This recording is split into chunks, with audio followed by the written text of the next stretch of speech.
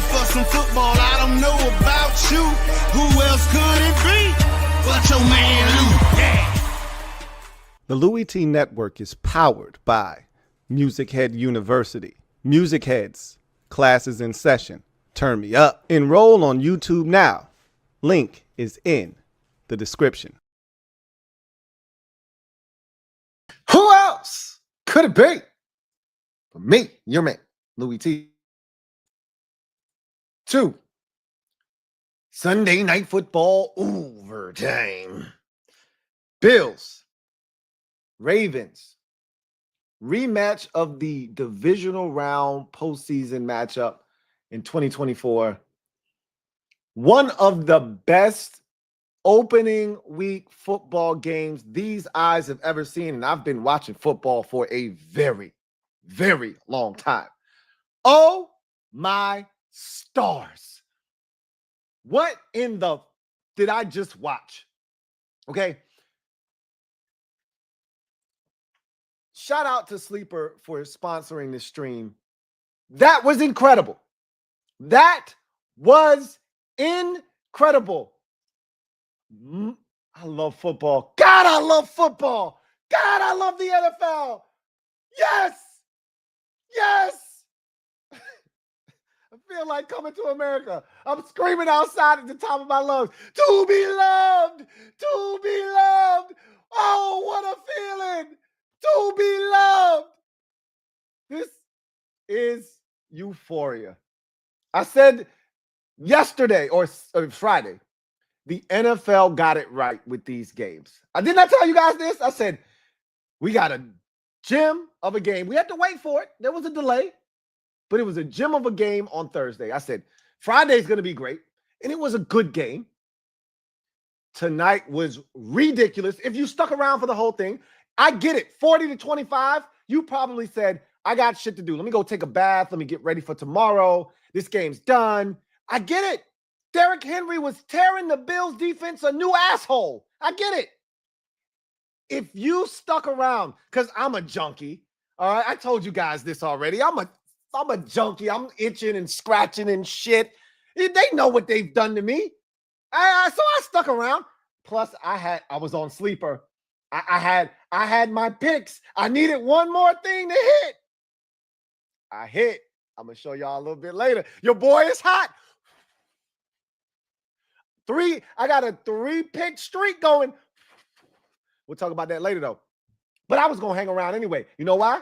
Because 2 of those dudes are one of them ones. You don't leave a game when one of them ones is playing. You don't leave. That's a rule. I hope you learned your lesson today. Jaden Daniels showed you that last year. You don't leave when one of them ones is on the clock, okay? Until Mitchell Trubisky ass hits the game and you know this shit is over. Until Cooper Rush hits the game and you know this shit is over and they waving the white flag. You don't leave because one of them ones is at work. And as long as he's still punching the clock, anything, and I mean anything, can happen. And you saw it firsthand today. Bills 41. Ravens 40. I don't know if I've ever seen a crazier finish. That Monday night game with the Bucks and the Indianapolis Colts, yeah, that was pretty crazy. I don't know. Yeah, that was pretty crazy. But this is pretty damn close. If this doesn't top that, this is crazy. All right. What a game. Let's talk about it. My goodness. What a finish. So let's talk about it. To the victors go the spoils. Bills are now 1-0. Ravens 0-1. And you know what is so ironic is before the game, you know, they always do a little quick interview with someone from one of the teams. And it's either a coach or it's a player. They selected Derrick Henry to talk to Melissa. I'm going to say Melissa Stark. Am I tripping? Is it Melissa Stark? Or am I showing my age and it's somebody else?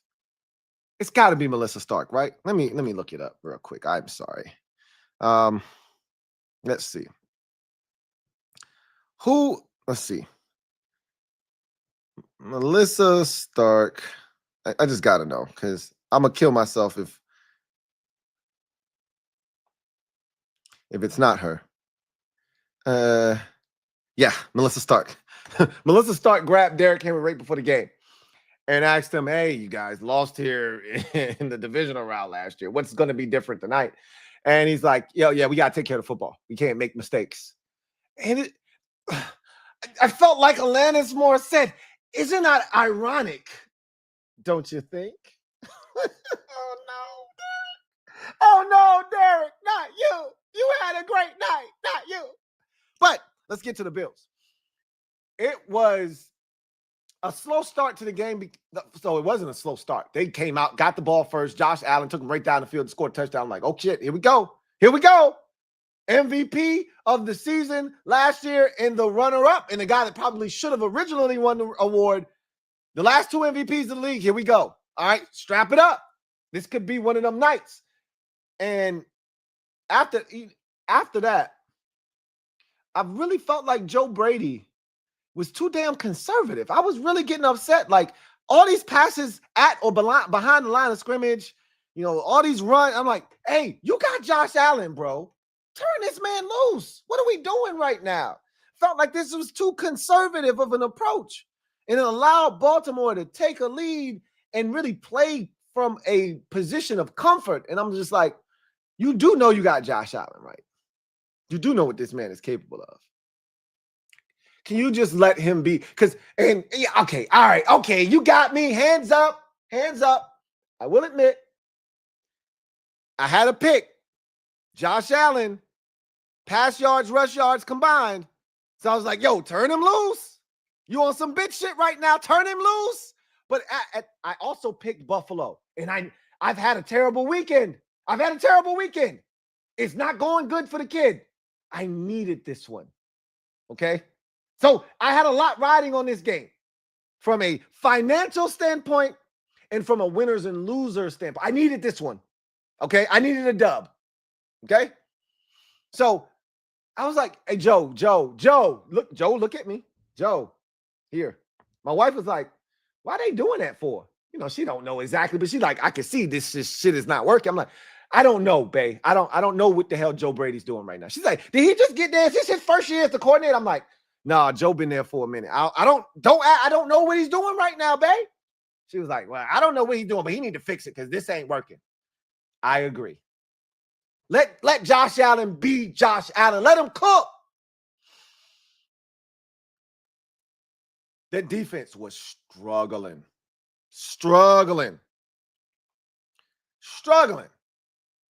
And that's an understatement. They couldn't stop Lamar. They couldn't stop Derrick Henry. They couldn't stop Zay Flowers. I was like, well, God damn. What can you do? What can you do? Clearly, you can't stop anybody on the Ravens that's wearing a white color uniform tonight. What can you do, defense? The only guy out there that looked like he gave a damn was Ed Oliver. Can I just give an Ed Oliver appreciation declaration right here, real quick?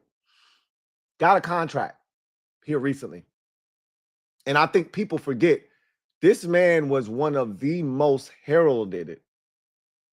Heralded it? Damn, what was that? Heralded high school prospects going into college during that 2015, 2016 range, somewhere in that neighborhood. Like Ed Oliver was like that, okay? Ended up going to Houston. And when I talk about, like, a lot of people don't remember this. I've been doing this for a long time. So I know. Ed Oliver was a dude, like they looked at him like they looked at Jadeveon Clowney after the hit against Michigan in the bowl game.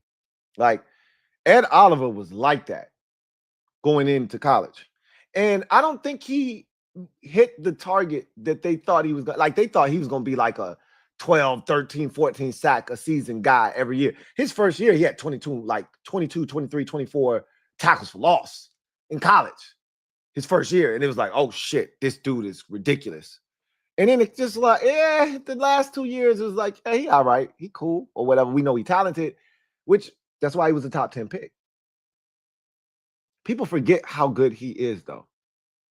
he was on one tonight. He was in his bag.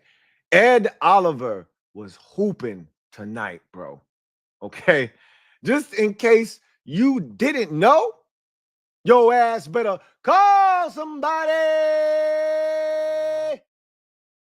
He was on one. And you could argue he was the equivalent to Josh Allen on the defensive side of football, because without Ed Oliver's contributions, the Bills don't win this game tonight. The sack on Lamar Jackson on one of the early possessions, he was one of the few guys that actually tackled Derrick Henry in the backfield tonight for a TFL. And then the forced fumble was the biggest play of the entire night. You don't have that, you don't have a win.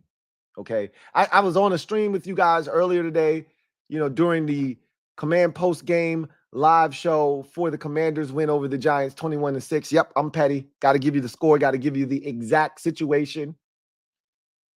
And I was talking about the Bills, the Broncos, and the Titans. And I said the only thing that could save the Titans now is a forced fumble, where you pick it up, you run it for a touchdown or something of that ilk.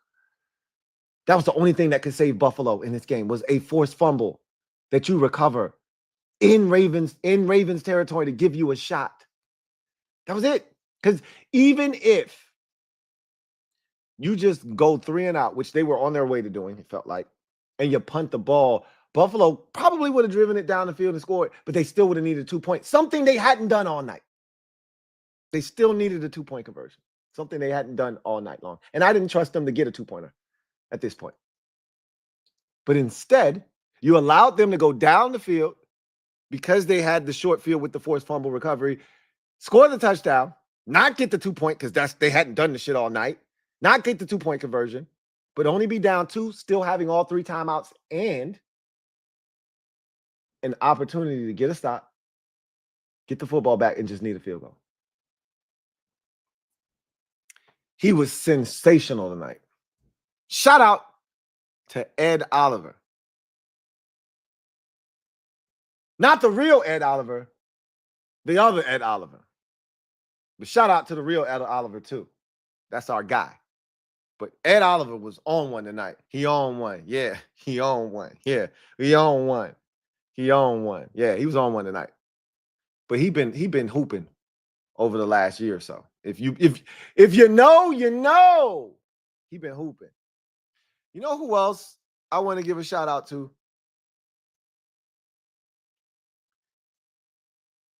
I got to give a shout out to 2nd round pick Keon Coleman, because I wasn't a fan. Guilty as charged. I always tell y'all, when I am wrong, I'll be the first to tell you. And when I'm right, you best bet I'll be the first to let you know I was right. So I wasn't a Keon Coleman fan. I love his personality. I think he's got a grade A top choice personality out of this world. Love him to death behind the mic, as a guy that you can just get a good laugh out of, just a great personality, fun-loving guy. He's excellent in that way.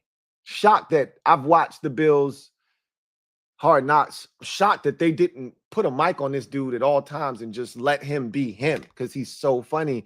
And he's such a guy that you can, get good content off of. I'm shocked that they didn't do it. They really didn't put the mic on him at all. That's their loss. But he was huge tonight. The touchdown, right, which they had to have when they were down 40-25. It gets tipped on a 4th down. Looks like it's going to be incomplete. And he dives and corrals it. That gave them life. They were dead. Dead, I tell you. They were dead. It was that catch that gave them life. Freshness. They were dead. They were on their deathbed. Beep, beep, beep. They were flatlining. And then he hit him with the, hey, 40 cc's, clear. He brought him back to life. And he made catch after catch after catch after catch tonight. He was sensational. I'm hoping he steps up and says, hey, I'll be the number one. I know technically we don't have a number one for Josh. I'll be that guy. They drafted me to be that guy. I'm ready to be that guy. I'm hoping it's this year. This was a good start. What did he have tonight? I'm actually anxious to see what that number looked like for him. Let me see what it looked like. I'm gonna guess before I even look. Say 6 catches for 76 yards and that touchdown. Let's see what he had. 6 for 76 is what I'm putting him at. Woo! There you go, young fella. Hell yeah. 8 for 112 for that young man. Rumble, young man, rumble. Hell yeah. 8 for 112 and a tutty. Hell yeah. That young man said, I heard your shit. I heard your jokes, Louie T. I heard your jokes. I heard you talking shit, bitch. My bad, bro. I don't want no smoke. I love to see the young fellas go out there and kill it. He was hooping tonight, man. And I hope this is the beginning of him going out and establishing himself as the number one guy for Josh Allen and the Buffalo Bills. He was spectacular tonight. So you had a guy on the defensive side and Ed Oliver playing out of his gourd. And you had Keon Coleman, a young fella, stepping up and playing out of his mind on the offensive side. And then you got Josh Allen, bro. And like I said, it's never okay to leave a game in which one of them ones is present. Unless he's the one doing the ass kicking, then fine. You don't have to come back. He's going to make sure that the shit does what it's supposed to do. But when it's 2 of them in a game, you should never leave. It's never safe to leave and think that the shit is over. Not when it's still within striking distance and at 40-25. Josh Allen was still alive and kicking. Now, I'm going to be honest with you. I had my picks, and Allen was the only one that was left. I had gotten all 3 of the other picks that I had made for this game, and you're going to see them in a second. Allen was the only one. My combined pass yards and rush yards was all I was needing. And I said, this mofo, I thought he threw a pick at first, down 40-25. Luckily enough for me, it wasn't a pick by Chidobe Awuzie. That hit the ground. So I was like, okay, I'm finna get this shit. All I needed at that time was 21 yards. And I had it, and I was done. Got my little $90, and I'm out of there, right? Feeling good.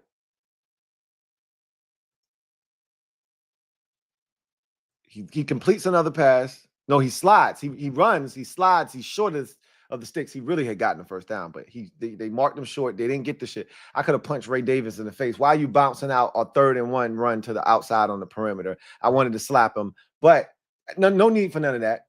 It was a holding penalty anyway, so it wouldn't have mattered if he got the first down regardless. So I'm like, well, shit, 3rd and 11. That's even more of an opportunity for him to throw that bitch down the field, get the first down, and let me get this. You can do whatever you want to do after that. I want to win, but at this point, it is what it is.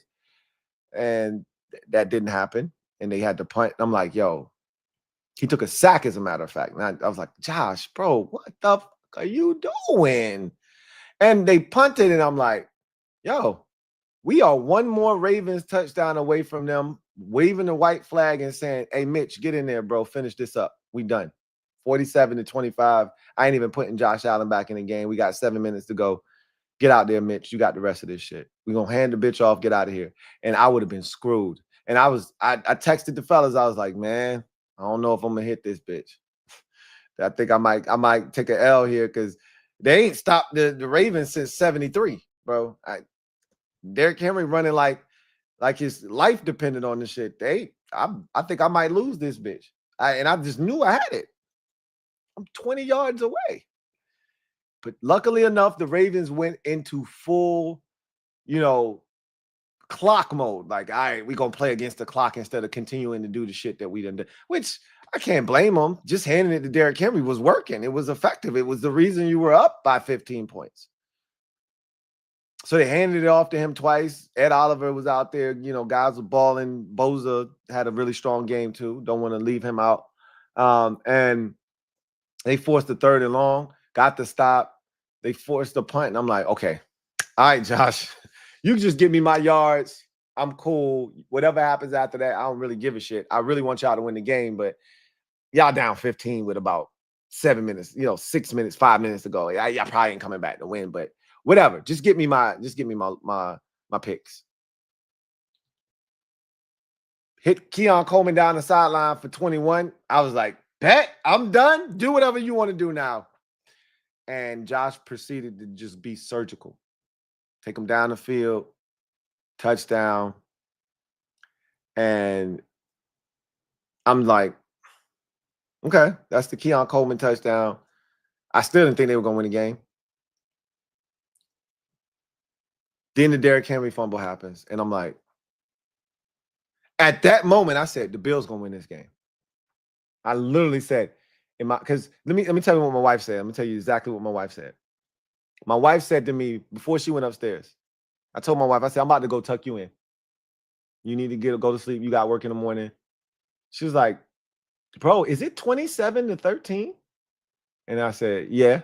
She's like, you still think the Bills are going to win? And I'm like, yes, I do. She was like, why do you think that's going to happen? Because I picked them. That's why. And they have Josh Allen. She was like, they ain't going to win. The Ravens got Lamar Jackson, and they can't stop Derrick Henry. I'm going to bed. So I took her upstairs. She's going to piss herself when she wakes up tomorrow and sees the final score. And let me tell her how the shit happened. And she's like, I should have stayed up. No, your ass should not have stayed up. Take your ass to bed. You got work in the morning. She missed a good one, though. Boy, she missed a good one. God, I love football. She missed a good one. So she didn't think they would come back. She asked me, why do you think they're going to still win the game? Because I picked them. I got to have faith. Like George Michael, I got to have faith. I got to have faith, faith, faith. I got to have faith, faith, faith. I got to have faith. I ain't got shit else. It's been a rough week. Got to have faith. I ain't got nothing else. That faith paid off today.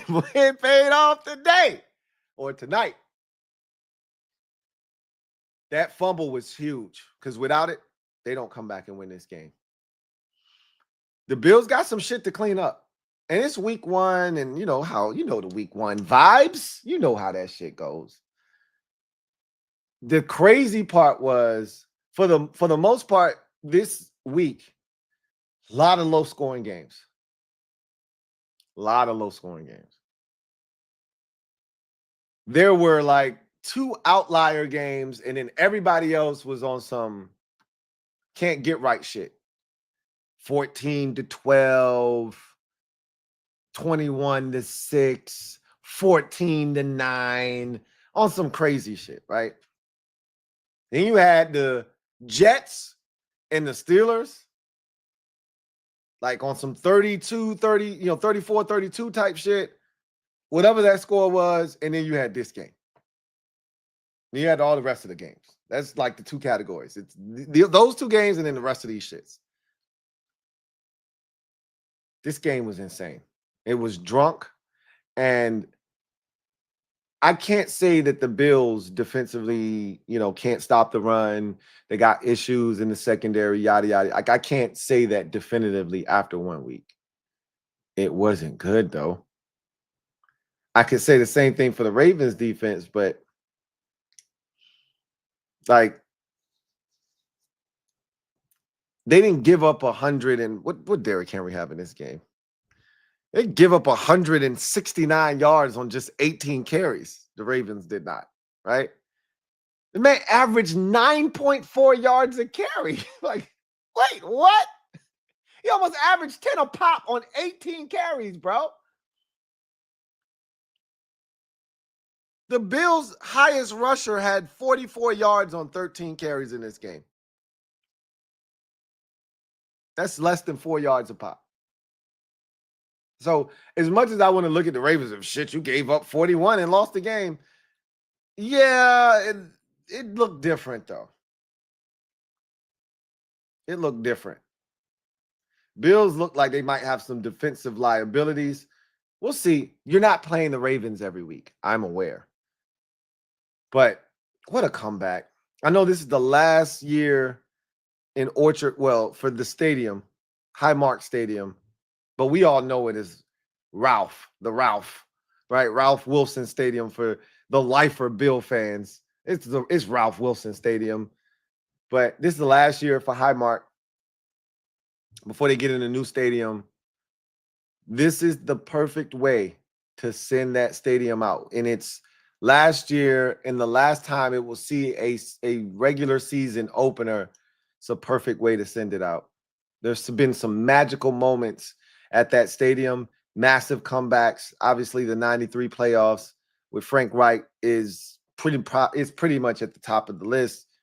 This one is, if you were there tonight, this pretty much goes up there with that one. And obviously in the playoffs it's different. It hits different when, it's a playoff game, but they made it a night to remember. Like when Matt Prater makes the kick, and first of all, Matt Prater is your kicker. Like Tyler Bass is injured and not kicking, and you had to fly in Matt Prater like 3-4 days ago, and he kicks the game-winning kick. And I just have my hands on my head like this, like in disbelief. Like, I cannot believe they just came back and won this game. I'm watching them raise up Matt Prater, and it's just unbelievable. Yeah, unbelievable. Oh! It's fun. That was a fun game. These are two Super Bowl contending teams, as we know. And for the second consecutive year, the Baltimore Ravens lose a heartbreaker on the road in week 1. You can't make this shit up. You just can't. They say the NFL has a script. You can't write a better script than this. 2 years in a row, the Ravens are on the road in a hostile environment against a Super Bowl contender, and they have them on the ropes, and they let them off the hook 2 years in a row. This is great theater. Sign me up for this shit and the sequel. This was the sequel to last year. If you got another one of these shits in the bag, I'd love to see it. I'd love to see it. If you got another sequel to this next year where the Ravens play on the road at Cincinnati, which they're due for one of those. Cincinnati complained to the league. They actually complained to the league. The Bengals actually complained to the league and said, hey, we tired of y'all sending us to Baltimore on the road for primetime every single year. Y'all got to stop doing this shit. So what if they just sent them to Cincinnati next year and they gave us a gym? Because those two teams, when they play each other, it's always theater. What if that's a week 1 matchup next year and Baltimore does this shit again? Sign me up. I could do a trilogy. Sign me up. This is great. Anyway, I digress. Let's get to big win for the Buffalo Bills. This could catapult them into first of all, you're going to win the division and you're probably going to clinch this hoe by week 12. Your entire division lost today. The Dolphins are ass. They're up there with the Giants, and I think the Dolphins and the Giants are the 2 worst teams in the league right now. Carolina's pretty bad too. So it's Carolina, Miami, Giants. Those are the 3 worst teams in football right now, it feels like. After 1 week of football, we still got 2 more teams to play. Neither one of those teams are going to qualify to be one of the worst teams in football. It's those 3 teams right now. So one of those teams resides in your division, in the Miami Dolphins. The Patriots aren't going to be good this year. You weren't looking at them as competition in the division. And then there's the Jets. They played their asses off. Justin Fields actually played well today, and they still lost. And the one thing you're supposed to be able to hang your hat on in New York with the Jets is defense, and they got torched today by Aaron Rodgers, of all people. I don't know if they're going to be good defensively this year, and you can't count on Justin Fields to put up 30+ every week. Safe to say, for me at least, that I don't think the Jets are going to be in the mix to try to win the division. This feels like the Buffalo Bills winning the division again and winning it handily, I may add. This is a big win. You're the only team in the division to win in week 1. And if this thing comes down to tiebreakers at the end of the season, you have one of the biggest ones in your back pocket against a Ravens team that we think is going to be there when it's all said and done at the end of the regular season. So this is a massive win. Big time win for the Watts123 says, don't forget the Saints. Yeah, I probably shouldn't leave them out. They did score double digits, though. You got to give them a little bit of credit. They did score double digits. And they were in that game. You probably didn't watch the game, but they threw a football into the end zone in that 20-13 loss. They threw a football into the end zone, and this wasn't a Hail Mary. They're at like the 17-yard line, and Spencer Rattler throws a football into the end zone with a chance to tie the game up, and it's incomplete. So I don't want to put them in that category yet. I think they're going to stink, though.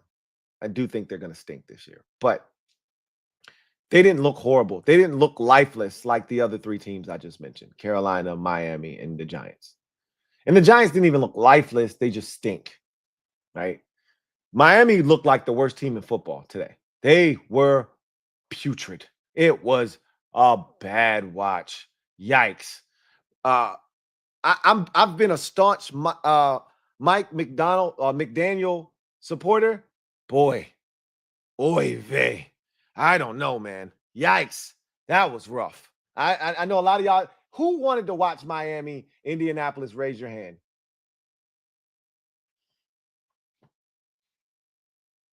Yeah, I don't see any hands. I get it. I watched it. It was bad. Daniel Jones was carving them boys up. Tua was turning the bitch over left and right. It was bad. It was really bad. They looked awful. Awful. Bills are going to win the division.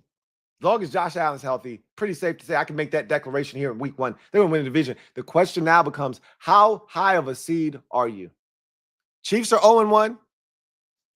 Ravens are now 0-1, and you did that, and you have that tiebreaker in your back pocket, so you really got a 2-game advantage over them. What does it look like come January? We'll see. Big win for the Buffalo Bills. You go to the other side. Ravens. This is a brutal loss. Who do y'all play next week? Who do the Baltimore Ravens play next week? You need to bounce back. Yikes. You play the Browns next week. Browns put up a hell of a fight. They always put up a hell of a fight against the Bengals at home. Normally they beat them. And they if Joe Flacco doesn't throw those 2 picks, they probably beat them today. But that's nor here nor there. Ravens. This one stings. This one hoits. This one hoits. Okay? I don't know any other way to describe the feeling of losing a game that you were up double digits for basically the entirety of the game. Pure dominance on your part, and somehow you managed to piss this one away. This one hoits. But this is why the Ravens are who they are. They'll bounce back. They're resilient. They'll find a way to get it done against Cleveland next week. There's no one who wants to start the season 0-2, right? You'll bounce back next week, back to 500, and then you start your journey. But this one hurts. Like, it's going to be a long plane ride back to Baltimore. A long plane ride. It ain't even a long trip, but it's going to feel like a long-ass ride because this one stings. The positives. Lamar was in rare form tonight, and he didn't throw it a bunch. But when he did, he was accurate. Lamar was in rare form. He didn't run it much, but when he did, he was in rare form. Zay Flowers, spectacular tonight. Derrick Henry was a man amongst boys tonight. And it's just amazing to watch him continue to age, and he's aging in reverse. He's like this wine that I'm drinking. He only gets, is this the whispers right here? It just gets better with time. Is this the whispers? Is Derrick Henry the whispers? It just gets better with time. Because every time I see this man, he's running past the safety like he's standing still. He's outrunning the field. What did I tell y'all about Derrick Henry 10 years ago? What did I tell y'all about Derrick Henry 7 years ago? What did I tell y'all about Derrick Henry 5 years ago? What did I tell y'all about Derrick Henry 3 years ago. What did I tell y'all about Derrick Henry last year? Find me a time when Derrick Henry got run down by somebody who was trailing him on a play. This man outruns angles. If it's a foot race, you don't ever catch him. Derrick Henry's not a 4.4 guy. I've never seen a faster 4.5 athlete in my life. In my life. This man runs like he's running 4.3. His acceleration is on 99. Because Taylor Rapp, my God, today. Taylor Rapp looked like he runs a 5.2, 5.40. Derrick Henry, he had the angle on Derrick Henry, and he flew right by that man like he had cement shoes on. It's like he doesn't age, bro. This shit is incredible. I don't think he's going to break the all-time rushing record.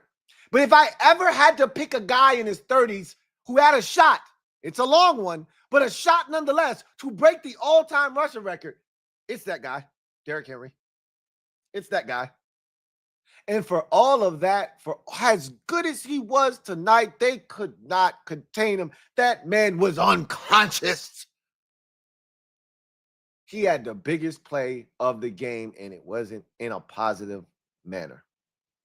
That fumble was brutal.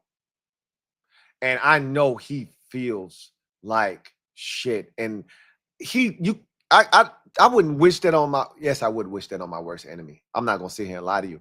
But Derrick Henry doesn't deserve that. He's a good dude. And he played his ass off tonight. And they kept putting the camera on him. And you know how this shit go. You make a mistake like that, every opportunity we get, after every big play, I'm going to put the camera back on your ass to see your reaction.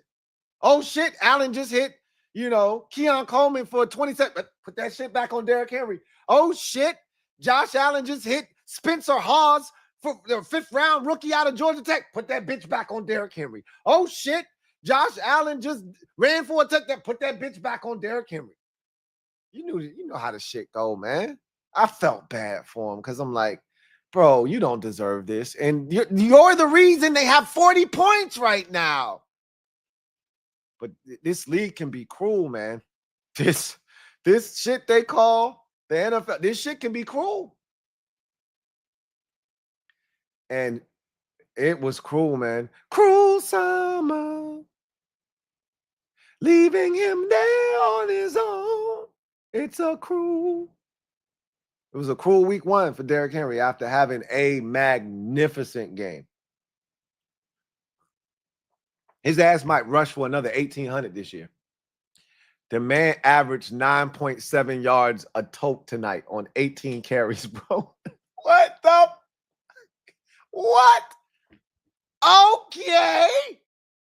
He was crazy, but that fumble was brutal. No Isaiah Likely, no problem. This Ravens offense is stupid, bro. Lamar Jackson had the bitch on tilt tonight. How many times he throw the ball? What's the number up there? 14 of 19. Man threw it 19 times for 210. I'm no mathematician, okay? I'm no mathematician. But 20 attempts at 200 yards would get you 10 a pop. The man's over 10 yards per attempt. What are we talking about, man? He picked right up where he left off last year. He's over 10 yards attempt. 10 yards an attempt. 2 touchdowns, no interceptions, 6 carries. I told you, he didn't carry it much, but when he did, he was outstanding. Outstanding. Lamar, you knocked me out.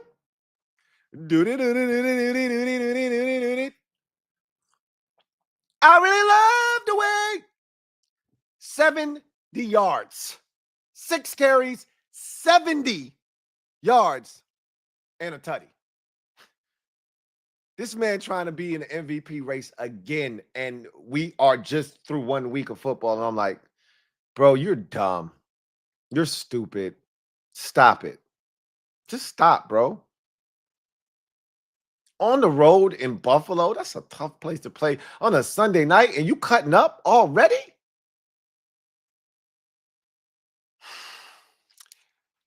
How they don't win this game is still beyond me. What a game we just watched. But this shit right here was crazy. And the defense played well for the most part throughout the night, but this is a league that is predicated on when it matters most, what do you do in those moments? And they needed critical stops in this game, and they couldn't get it defensively. They had ample opportunities to slam the door shut. 40 to 25, excuse me. They had a chance to slam the door shut. First of all, at 40 to 25, Chidobe Awuzie catches that interception, the game's over. He didn't. That's one of them ones that'll keep you up at night tonight if you're Chidobe Awuzie. You won't sleep well because you know if I catch that interception, the game's over. I don't hit my picks on sleeper if he catches that pick because I'm telling you right now, they're going to put in Mitchell Trubisky after that pick. I said, no, Josh, no. They got up and he started pointing to that other end zone and they started running. I said, oh, shit, he caught it. He's not acting like a man who ain't catch that shit. The referee said, oh, shit, no. I'm 20 yards short. Come on, Josh. God damn, man. Then they showed the replay and I'm like, oh, shit, he ain't catching. I'm still alive. I'm looking around like, I'm still alive. I'm still alive. I ain't know the Bills were still alive. I just knew I was still alive. Then, after that, they force a punt. Josh Allen slides. He's a yard short. They try to run the ball with Ray Davis. He loses his mind and bounces it outside. They get a holding penalty. They don't convert on 3rd and 11. They punt the ball. It's 40 to 25. The game is done. And the Ravens playing the clock. This is what happens when you don't stay aggressive. You start playing the clock. Oh, I'm just going to hand it to Derrick Henry a couple times. And if it's 3rd and long, I'm going to just let Lamar do some Lamar shit and we should be fine. And then you punt the ball. And you keep playing around with Josh. Don't play in his face. He is one of them ones. Don't keep playing in his face like he ain't like that. They kept playing in his face. So he got the bitch back and he took him down the field. But it's still 40 to 25. 4th and goal. 4th and whatever. 4th and 9 from the 11-yard line. Whatever the shit was. And he throw the bitch up in the end zone. And it gets tipped by his own receiver. And then Keon Coleman catches that hoe. They go for 2. They don't get it. They down 8 at that point. 40 to 32. And you just like, or matter of fact, it was 40 to 31. If I'm not mistaken. No, it wasn't. No, it wasn't. It was 40 to 32 because you had to kick the extra point. You had to kick the extra point because you were down 15. You can't go for 2 there because if you don't get it, now you're down 2 scores. So they kicked the extra point, which was the right thing to do. So it was 40 to 32. And they had a shot defensively, did the Ravens, and they didn't get it done. Okay, cool. It's all good.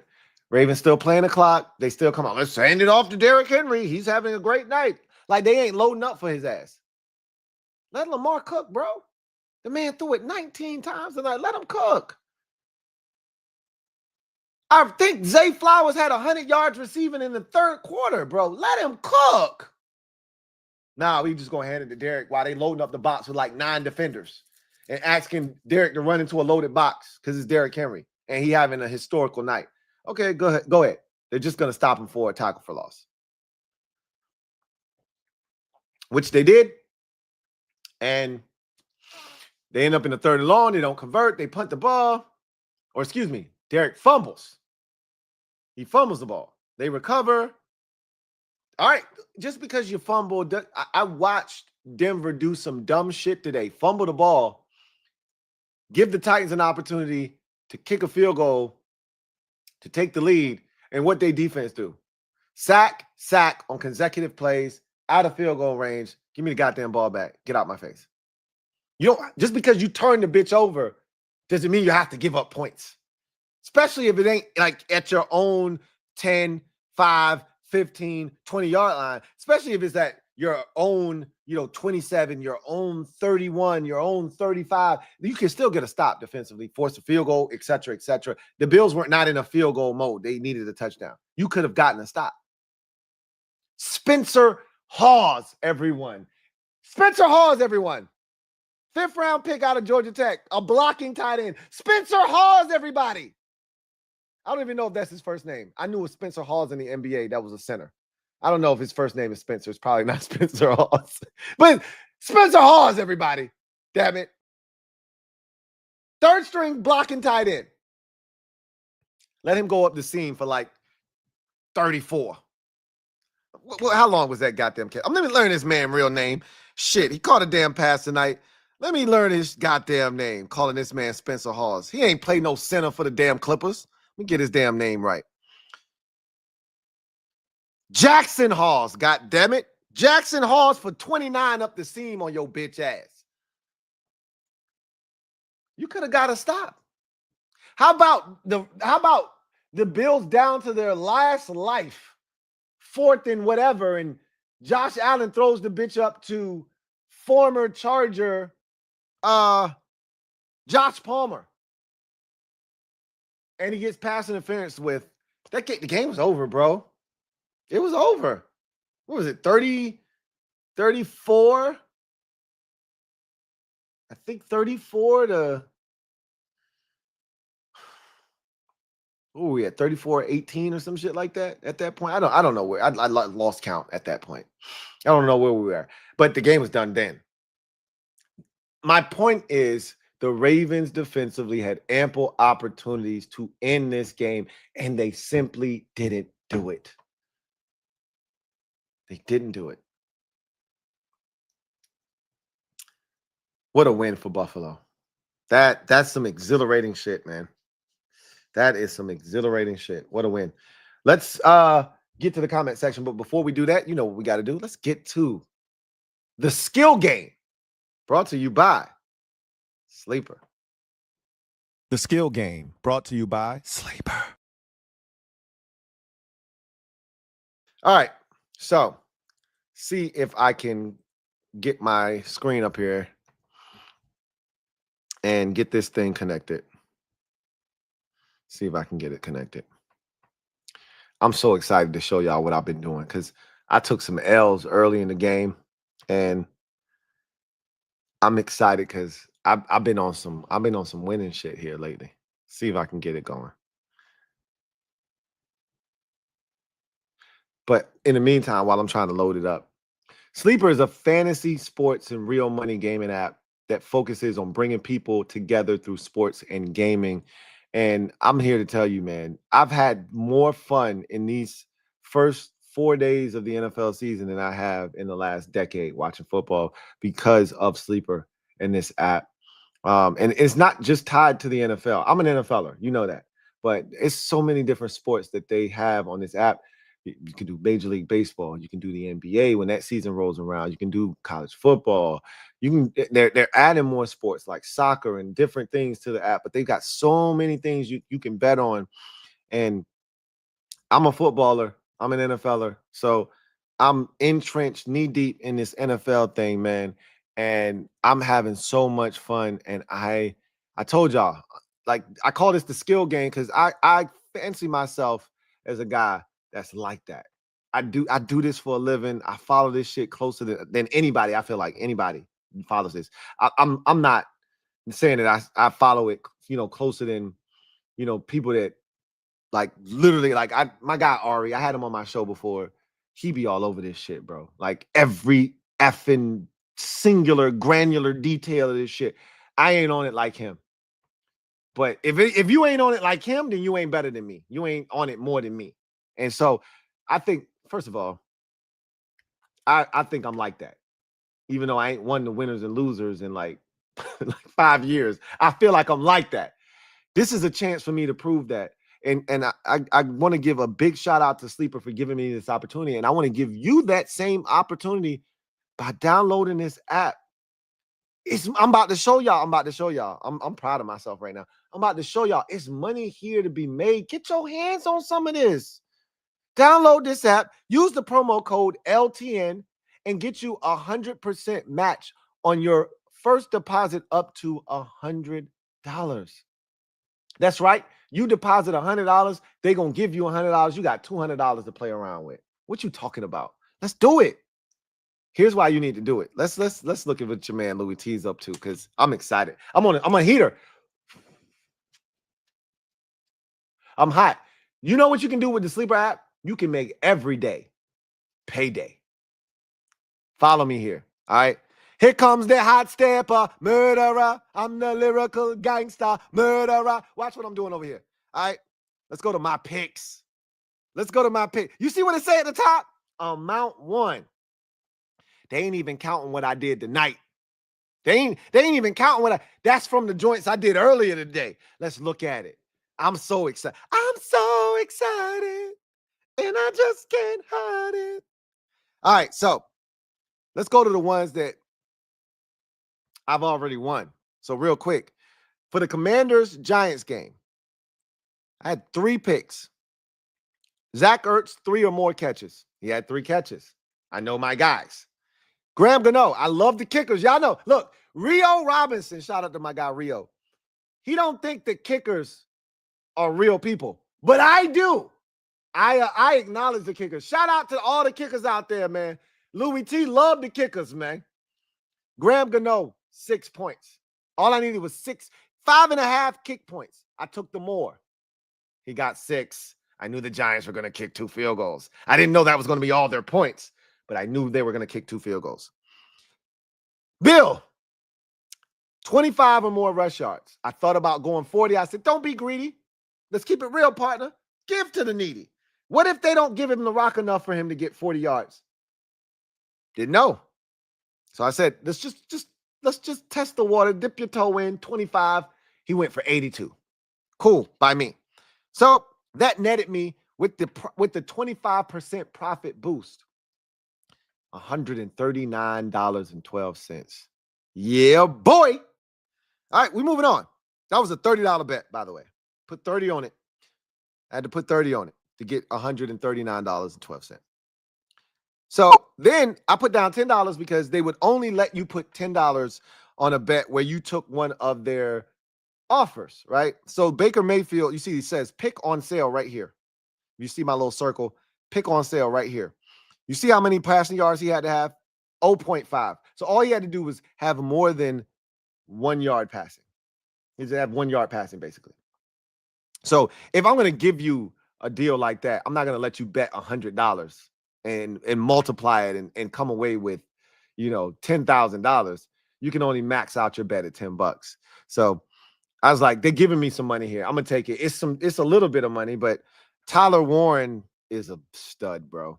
We all knew what he was talking about coming out of Penn State. Then I watched the preseason and I saw how they was featuring this dude. I said, oh, he's going to catch the ball more than 3 times. Could I have gone 5? I thought about going 5. But I was like, it is Daniel Jones, bro. Pipe down. Relax. Like, let's be reasonable here. He got it 7 times, bro. He got it 3 times on the opening possession. With 12 minutes and 15 seconds left in the first quarter of the game, Tyler Warren had already hit all I needed him to hit for the game.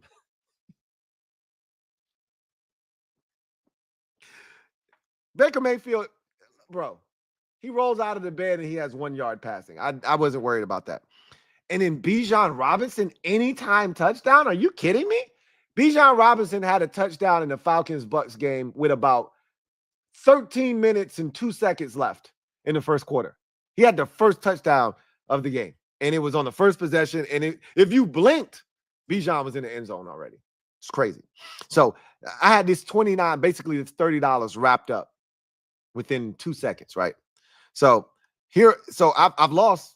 Y'all have seen my losses. Will Dissly jerked me. Isaiah Pacheco was horrible. Well, he wasn't horrible. That didn't work out for me. And then we talked about Dak Prescott on Thursday. That I should have won that one. That one hurt. I think I could have won some big money. I think that one was like $200 or $300. That one hurt.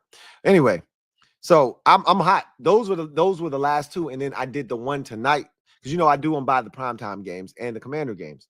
So here's the one tonight, $10. I'll just put down as a $10 bet. What are y'all waiting on? I put down $10, $92.50 here. right? Again, a wise man once told me, slow money is better than no money. I love what Rio and all of them eight those 8 pick plays that they have on the sleeper app. Those shits are fat, pretty hot and tempting. I'm like, man, I need to get on some of that shit. We put together a crazy one that it could have net us I think it was $5,700. That's hard to hit though. I'm gonna stay in my little zone right here with like 4, but Josh Allen combined. This was the one, like Josh Allen combined rush and pass yards, 269.5. So he just had to combine rush and pass for 270. Hit 394 yards passing. The best thing that happened to me tonight was that they fell behind. The only thing I was worried about was if they fell behind by too much, he would be pulled from the game. And I was this close to that shit happening. This close, bro. I was a Chidobe Awuzie pick away from Josh Allen not entering the game again and missing his shit by 20-something yards, like 21 yards. Instead, it was incomplete. He stayed in the game. The defense got to stop. Got the ball back to him. The rest is history. He ran for 30 yards and he threw for 394 yards. So hit that easy. But it was a sweat. That was the last one. I was really worried about James Cook and how many passes he was going to catch. I initially had James Cook on an anytime touchdown because I was like, he's going to score a touchdown, bro. He scores almost every game for Buffalo. And then I second guessed myself, was like, what if he don't score now? What if Josh Allen decides to pull out his do-it-yourself kit in the red zone and James Cook just doesn't see the bitch in the red zone and Allen has 2 rushing touchdowns and Cook doesn't, and Josh Allen had 2 rushing touchdowns tonight. So I got nervous and I ended up changing it to 3 receptions. I'm like, he's going to dump it down. This Ravens defense is so good. He's going to dump it down to James Cook once or twice just because of pressure immediate, and he sees him and he just gives it to him. And then there's another time when they might throw a screen to him. I mean, and he gonna have 3 catches. Hey, I was sweating for a little while there. I got into midway through the third, and I'm like, yo, I just need one more catch, bro. Come on. Because they like to take him out and get it to Ty, right? They like to get it to Ty. I was like, man, I just need one more. And then they threw that screen to him. I had already hit. They threw the screen to him. I was like, oh, shit. So hit that one. I love the kickers, man. Look, I love the kickers. Y'all know what it is. I love the kickers.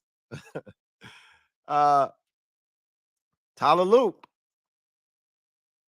Loop, loop, loop, loop, loop. Loop, loop. I love the kickers, man.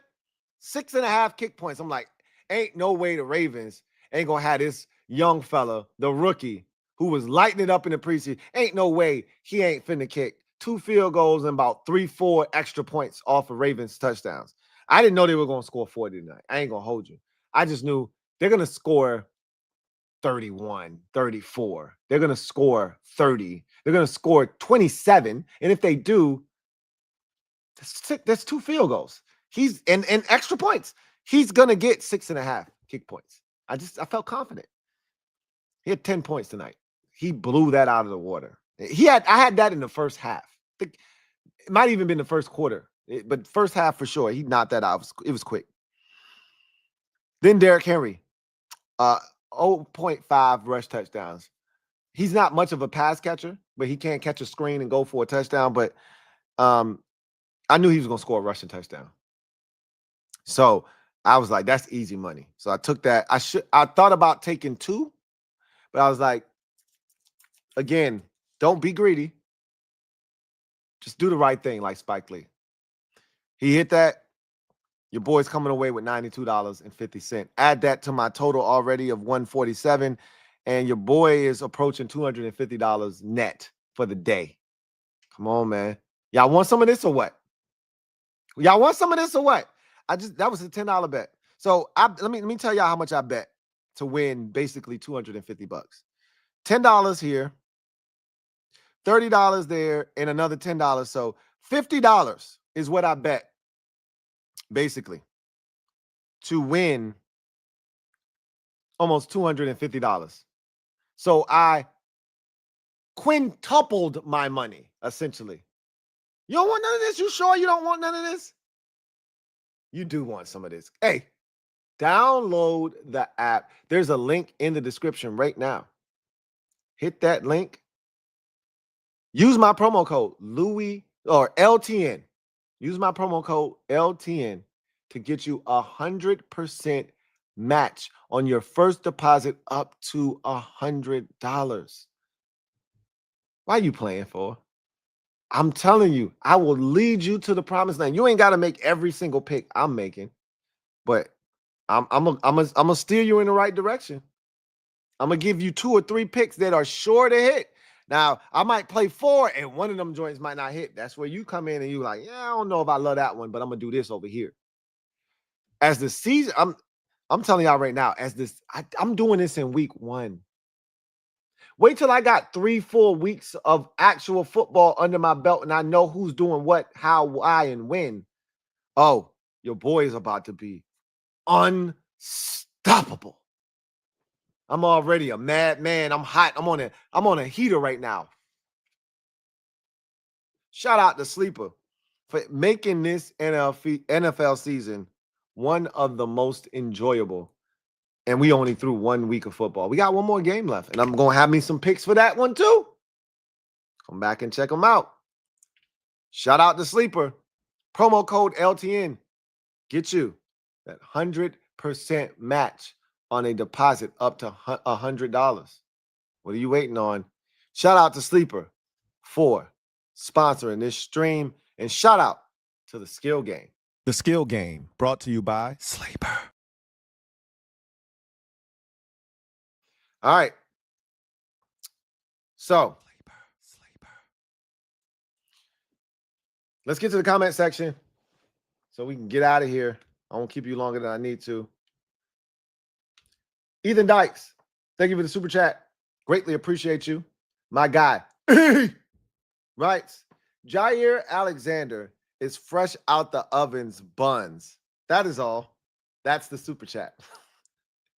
Hey, cheers to your critique of Jair Alexander. Look, at one point, I was getting daily messages from Commanders fans saying, hey, do we need to go get Jair Alexander? And I'm like, I'm good. The way Terry used to cook this man throughout his career, the way this man stay hurt, I'm good. I'll pass. Thanks, but no thanks.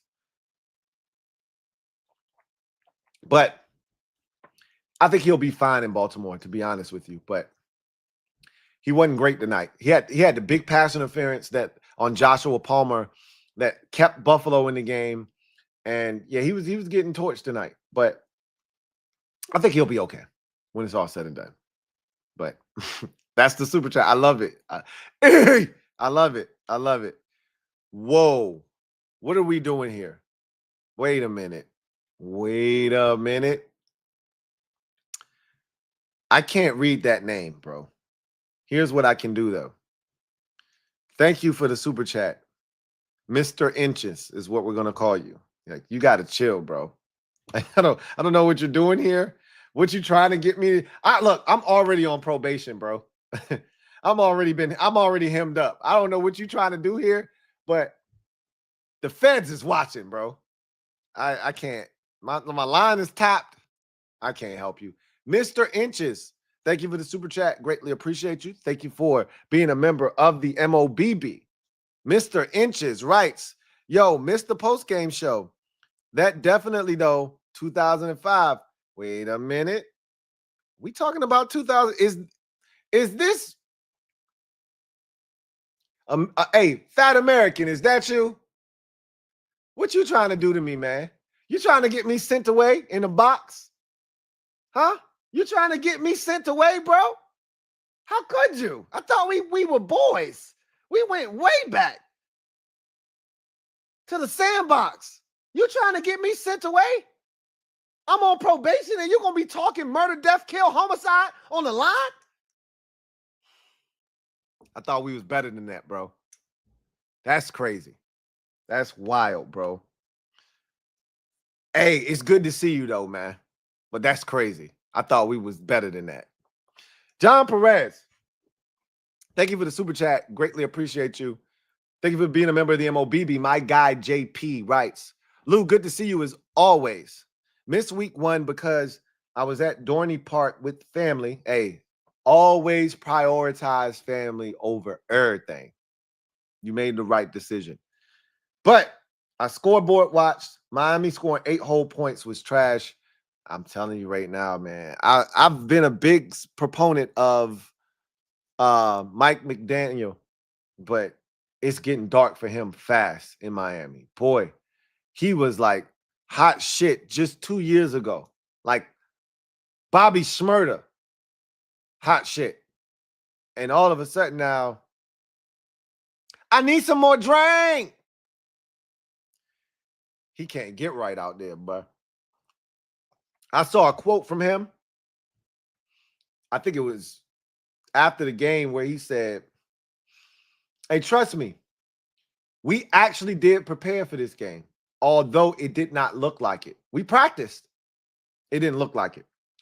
This is the thing. That's a funny line, bro. I enjoy that kind of banter. The problem is when you say shit like that, like a wise man once told me, if you keep telling people after games, it's my fault, blame me, put all the blame on me, it's my fault. You know what people start to do after a while? They start to blame you. You can't say shit like, hey, trust me, I know this shit didn't look like it, but we actually did practice before this game and we were prepared.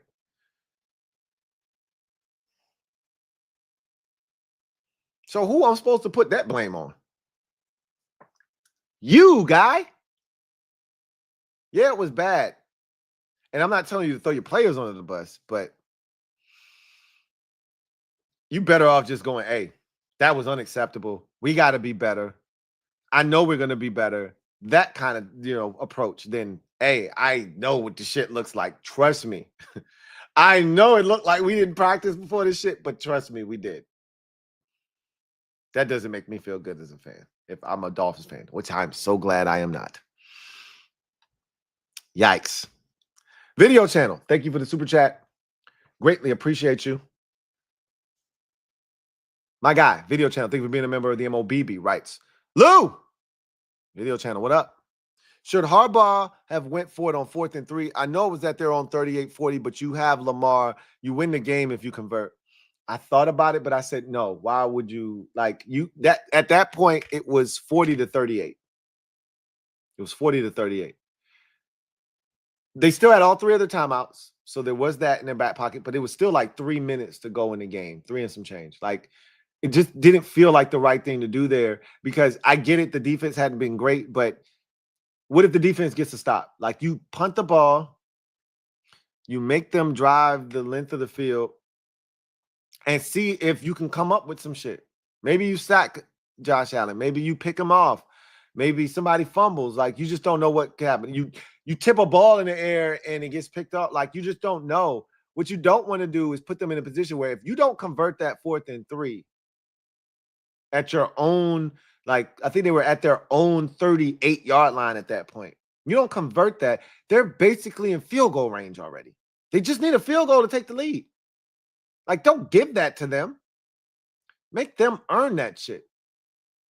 Because you can try to convince yourself, well, shit, if they, what if they just get a first down and then another first down? Now you out of timeouts and they can burn the clock down. Like you don't want to play the game of, well, if they don't get a first down, we'll use our timeouts, get the ball back, and they kick the field goal, but we'll still get the ball. But what if they get 2 first downs? Then what? Like, don't do that to yourself. The right play there was to punt the ball away and play defense.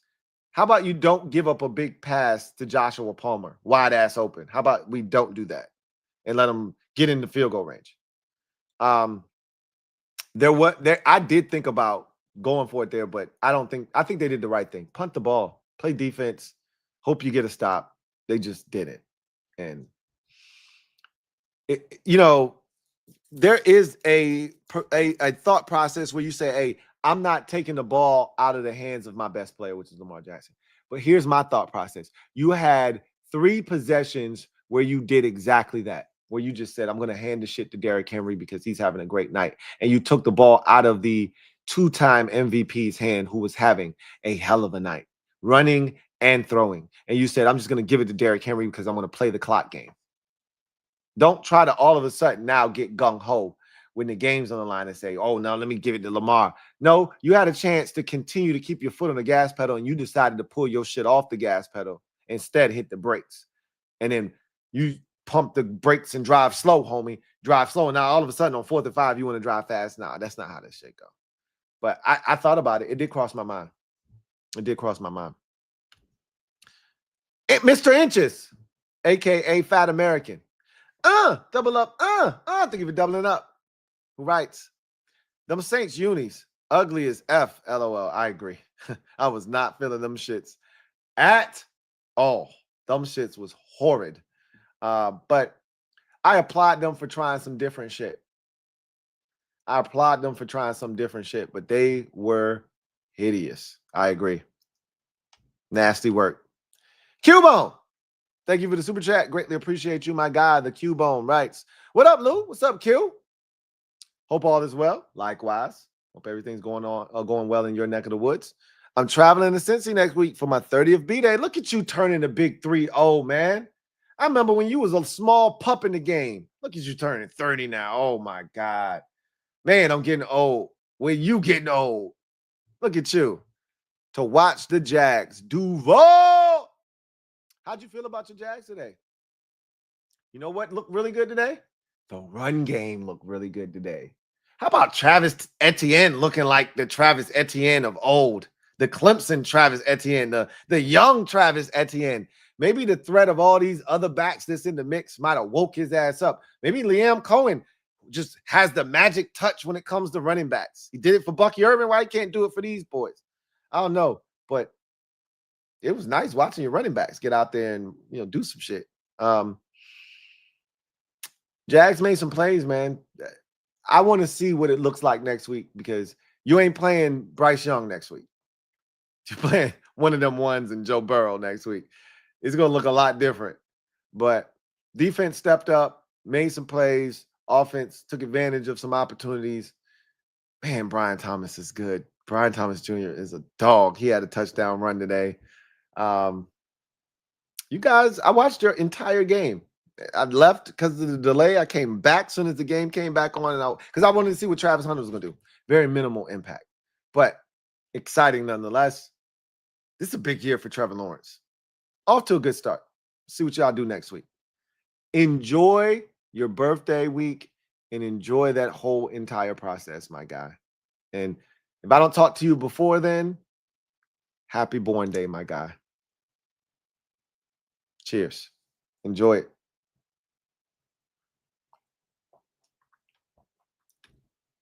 Leon Mohall Hall. Stand up.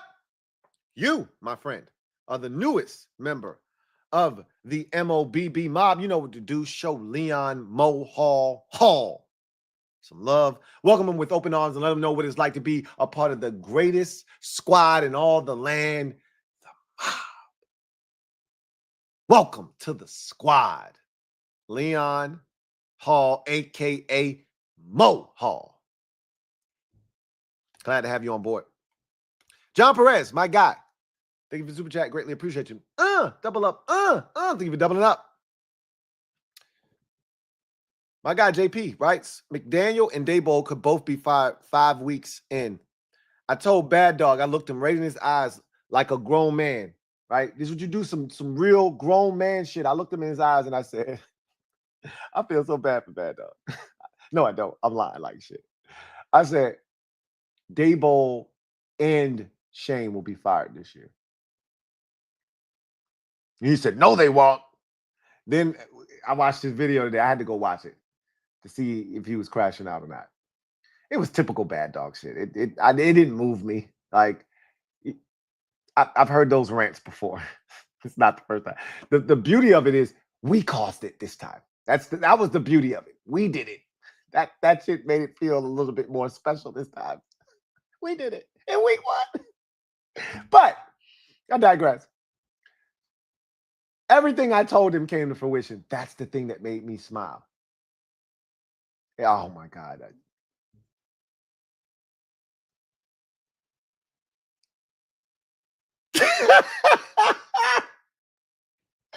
Did I look like the Grinch? Did I look like the broke Grinch? Did I look like a great value version of the Grinch? Hold on, let me try it again. Hold on, my eyes just did some weird shit. Hold on. Let me try it again. Let me try it again. One more time. One more time.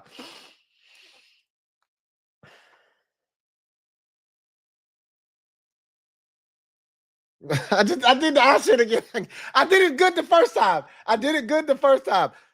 Cut the rest of that shit out. Just use the first one. The first one was good.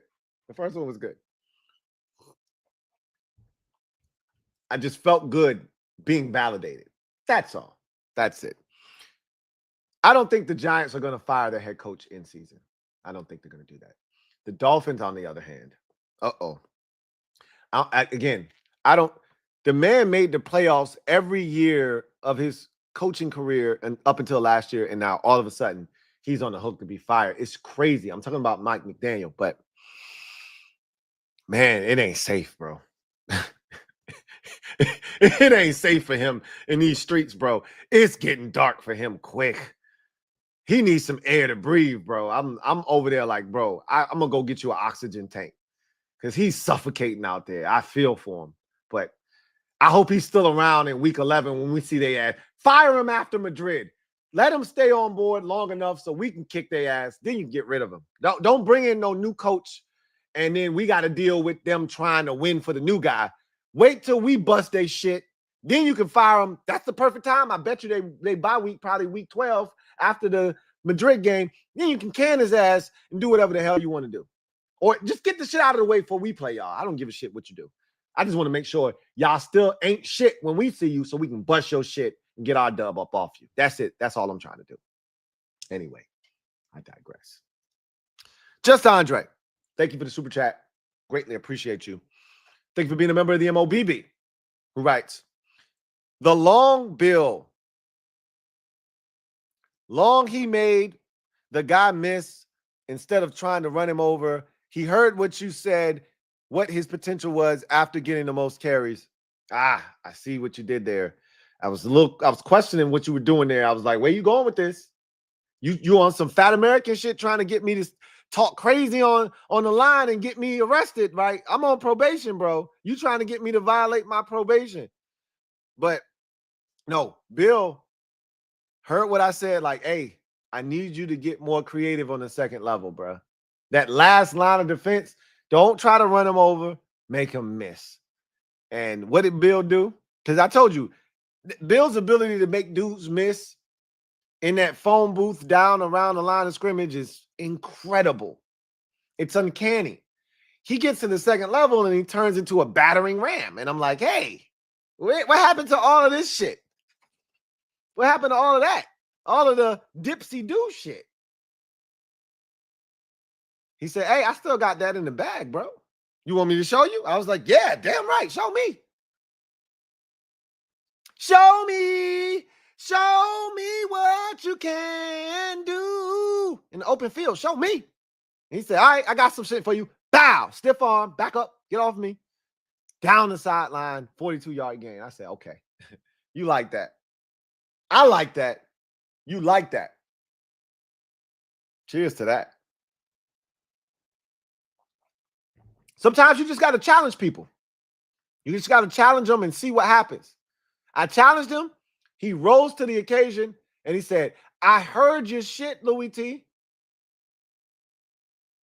Here's what I got for you. Respect, bro. Bill is the man. B.I. double. We got us a running back, y'all. Hey, cheers to that. We got us a running back, y'all. Got us. I prayed for times like this. We got us a back, y'all. I prayed for times like this. He actually showed patience. He let Brandon Coleman come around and pull on that touchdown run, waited for him to come make that block, and then cut off his ass and got outside. Oh, we got us. I prayed for times like this. We got us a back, y'all. We did it. Hey, Joe, we did it. We got us a back.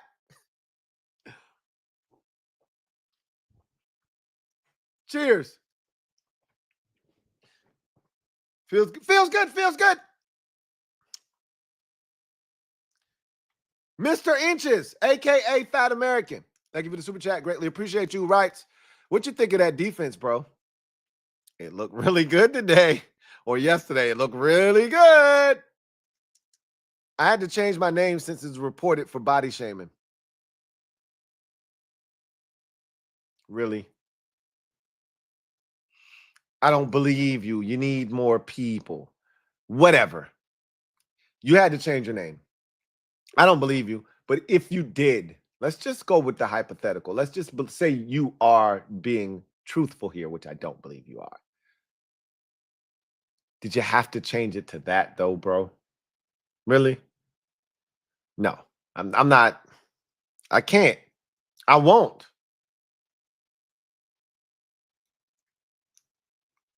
That's crazy. And you know you was out of pocket for that. You're still my guy, though. Eric Sunderland. Thank you for the super chat. Greatly appreciate you. My guy. Sunday. Thank you for being a member of the MOBB, who writes, 4th and 3, go for it and win right there or kick it to the NFL MVP. As soon as they kicked, the game was over. Josh is one of them ones. And so you agree with Video Channel, who said, did you think about going for it there? And I explained my thought process, Eric, earlier, but I'm going to explain it again because I understand where you're coming from. I get it.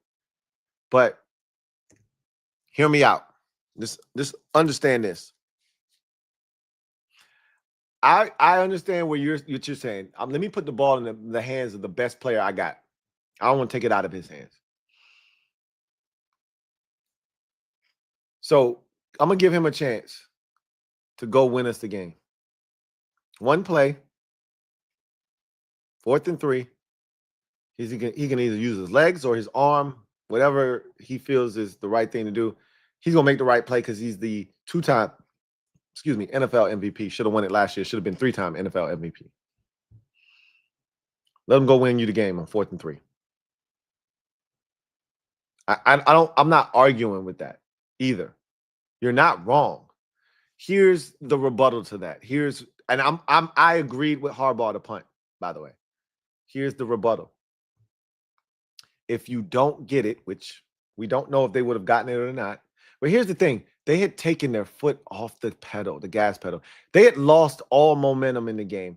I argue that they should have kept their foot on the gas pedal when it was 40-25, when it was 40-32, when they had all those opportunities to keep throwing the football because they couldn't stop Zay Flowers. They couldn't stop Lamar from running when he did run, but they couldn't stop Lamar from throwing it when he was throwing it.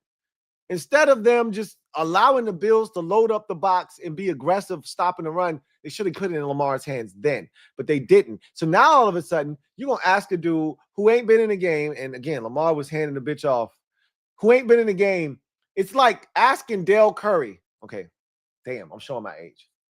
Let me think of a more recent three-point shooter. Is there a marksman in the NBA right now that can just flat out shoot it? I was going to say Kyle Korver.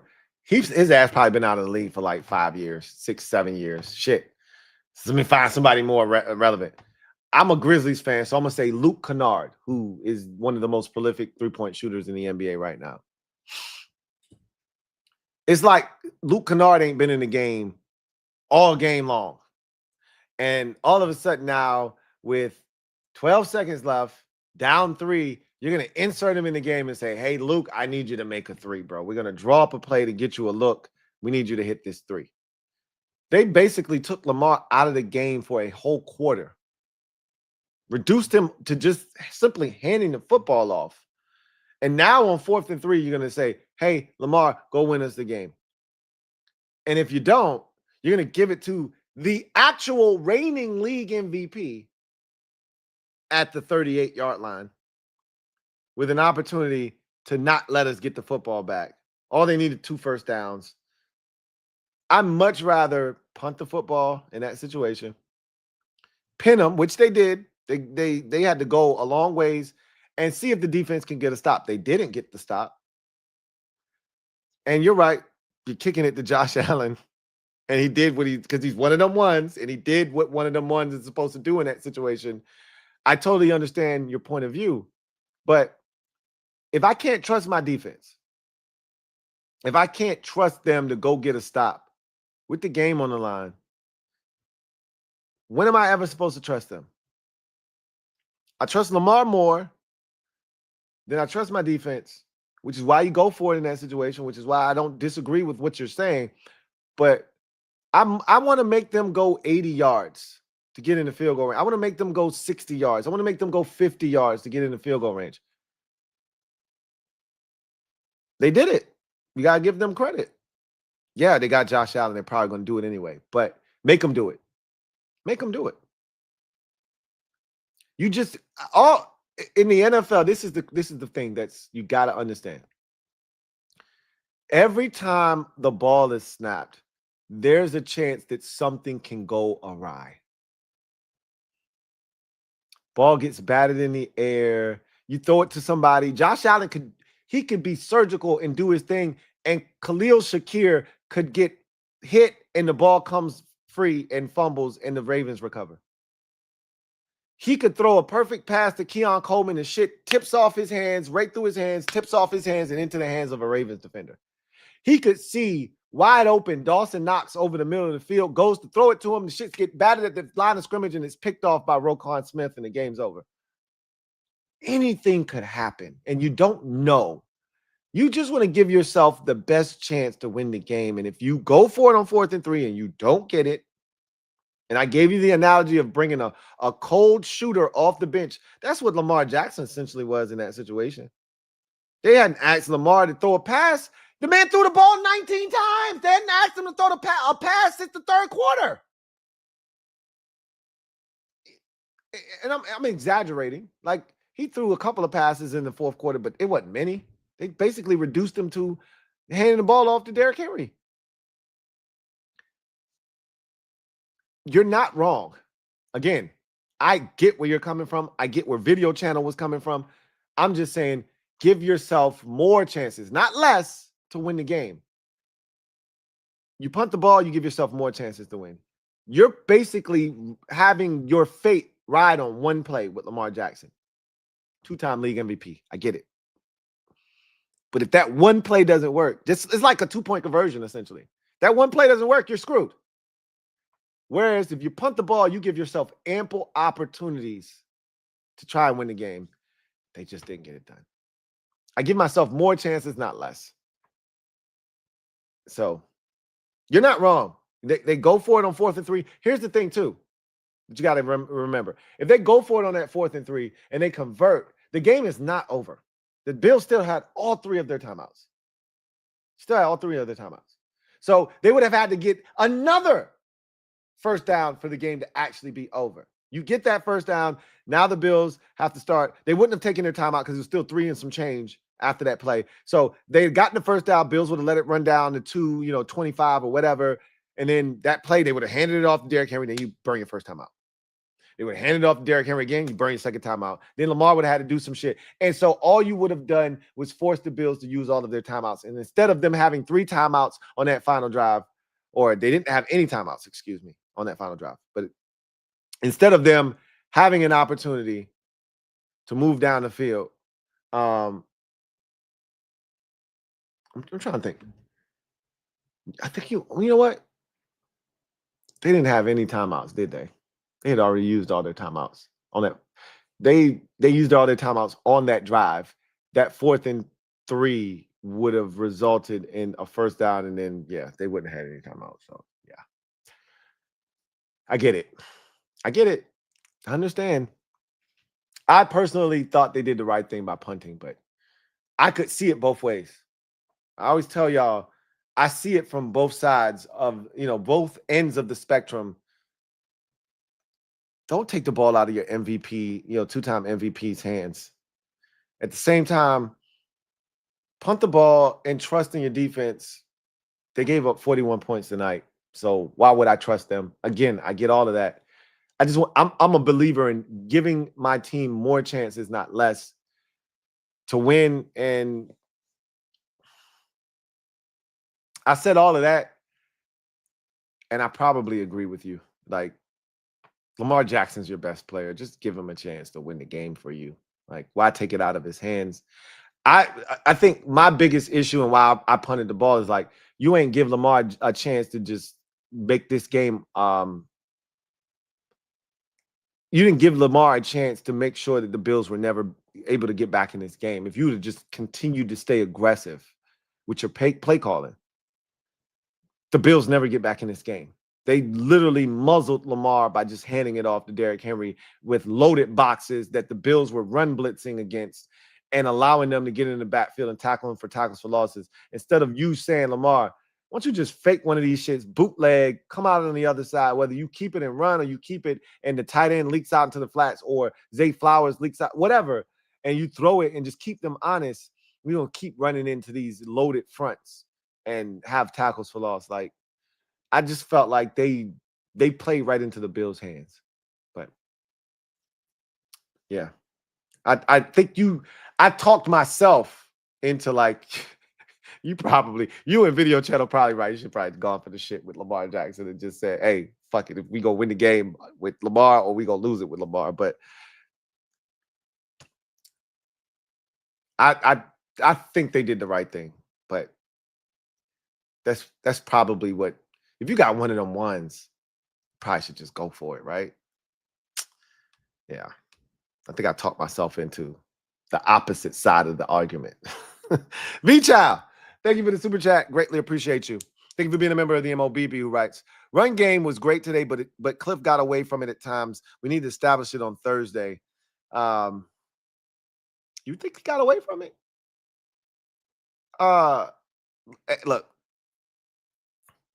we just had this whole conversation with Video Channel and Sunday. I ain't really trying to take the ball out of my MVP's hands, or in this case, Jaden Daniels is a MVP candidate.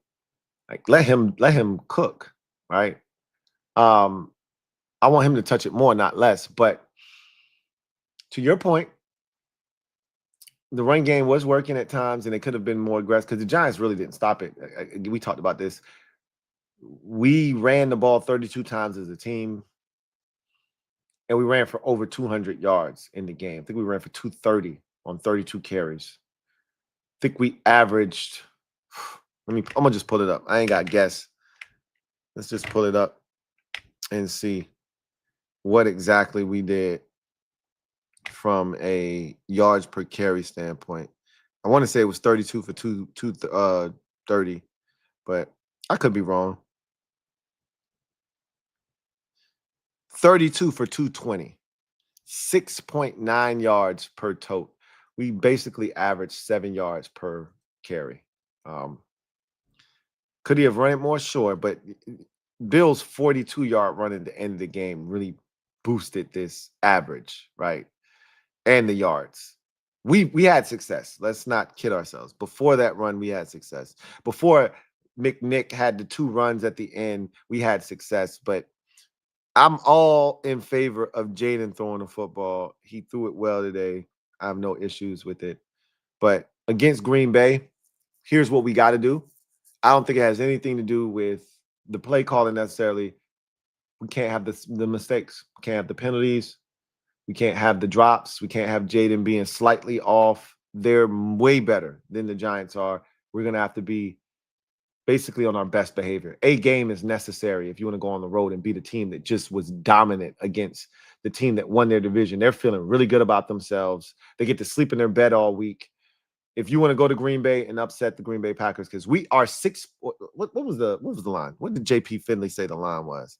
I'll tell y'all what JP Finley said the line was. I don't think it's 6. 6 is a you about to get your ass whooped, which is I know Vegas, they know better than to disrespect us like that. So let me check and see what this line is.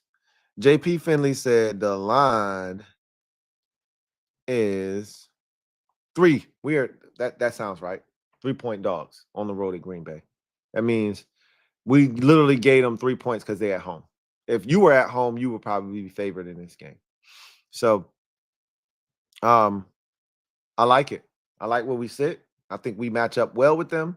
I can't wait to watch their game. I want to see what we're getting ourselves into, but I'm not afraid of Green Bay. And I think we can actually pick off Jordan Love. He'll do some risky shit. He also will thread the needle and put that bitch in a tight-ass space. He's not afraid. But, you know, I've always said being afraid is not a prerequisite for getting your ass whooped. So if he try to fit that bitch in there and somebody tip that hole and it get picked off, I'm all for it. Let's do it. But he'll throw that bitch to the tight end and in between a safety and a corner or a safety and a backer. He lived dangerous and he's very good at it. So, you know, we'll see. We'll see. Mr. Inches, a.k.a. Fat American, thank you for the super chat. Greatly appreciate you, writes. 3 Michelin star chef Adam Peters. That's all. Hey, let him cook. Let him cook, bro. Let him cook. Fresh Montana, thank you for the super chat. Greatly appreciate you. Fresh Montana writes, Lou, you a fool. Hey, I live by the 3 E's, man. I live by the 3 E's. Hashtag shout out to Gabe or shout out SOGT. How you feel about our defense? Very impressed. Bill is here. D-Bo. Who? D-Bo. I'm going to just tuck mine in. JD5 with his inaccuracy all game got me worried about the Green Bay game. SOGT. Don't be. He'll be better. Don't worry. You don't need to concern yourself with that. So this is what, God, I love this dude, man. God, I love Jaden Davis. Did you see how he was all post game long? He was with Tom Brady because he was Tom Brady's let's effing go player of the game, the LFG player of the game, right? Which he always is anytime Tom Brady does the game. And then in his press conference, he was ornery because, in his words, we didn't play well, which we didn't. Do you understand what we have at quarterback? We won the game and he wasn't satisfied because he knows he didn't play well. And as a team, we didn't play well. We got one of them ones, man. God, I love this guy. Cheers. We got one of them ones, Fresh Montana. He's going to be fine. Don't you worry. Worry about 5? No way. Really? You again? Go that away. Fresh Montana, he'll be fine against Green Bay. You got nothing to worry. I swear, I promise you, you have nothing to worry about. As long as we block Micah Parsons, he's going to deal in week 2. Don't you worry. Cheers to that. Haval, thank you for the super chat. Greatly appreciate you. Double up. Thank you for doubling up. Haval writes, McDaniels is a DQ guy, right?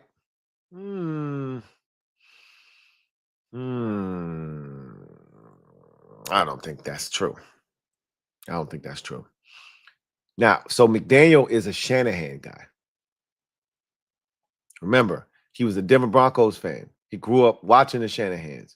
He got his first gig working for the Shanahans here in Washington. He's a Shanahan disciple, not a Dan Quinn guy. He says, I like Brian Johnson, but shoot, McDaniel would be perfect replacement for Cliff if he gets a job, head coaching job next year. I think I want to see what they got going on in the building first. But I'm not opposed to outside guys coming in and being a part of what we're trying to build. But what DQ is doing is he's prepping for the future. And I kind of like what they're doing. So I want to see what it looks like. I'm not going to worry about it right now. Cliff is here. We'll cross that bridge when we get there. I really believe Cliff is going to kill it again this year, and he's going to get a head coaching job next year. So it is what it is. But we'll cross that bridge when we get there.